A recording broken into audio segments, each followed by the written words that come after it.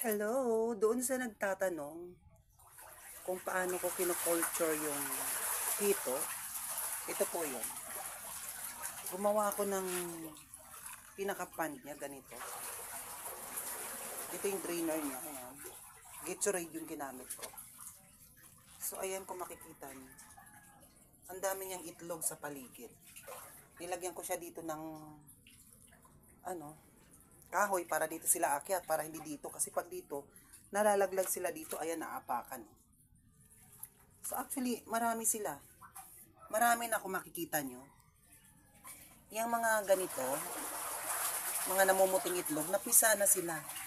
Ayan na sila, nasa mga gilid na sila yan, guys. Napakarami. Yung isang ganito, guys, yung isang ganyan, kung makikita nyo yan.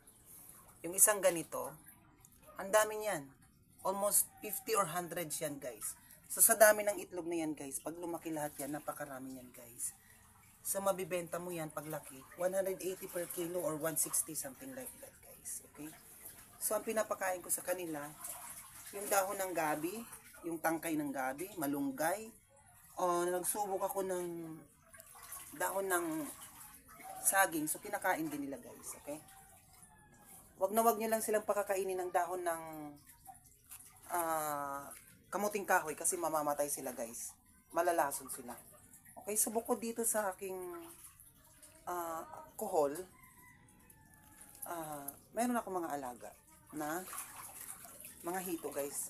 Yung iba pambenta na to, guys. Ayan. So, 3 months to 4 months na sila. So, may mga bumibili na dyan, guys.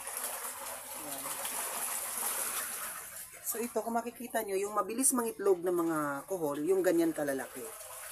Okay, kung gusto niyo mag-culture ng kuhol, paiitlogin para ramihin, yung ganyang kalalaki na kuhol, yung mga baby pa, kasi yun ang malakas mangitlog. Kasi pag yung malalaking kuhol na yung bibilhin nyo, guys, matanda na sila.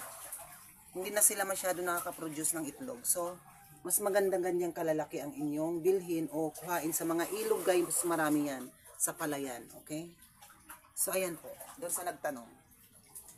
Sana nakakuha ka ng idea sa akin.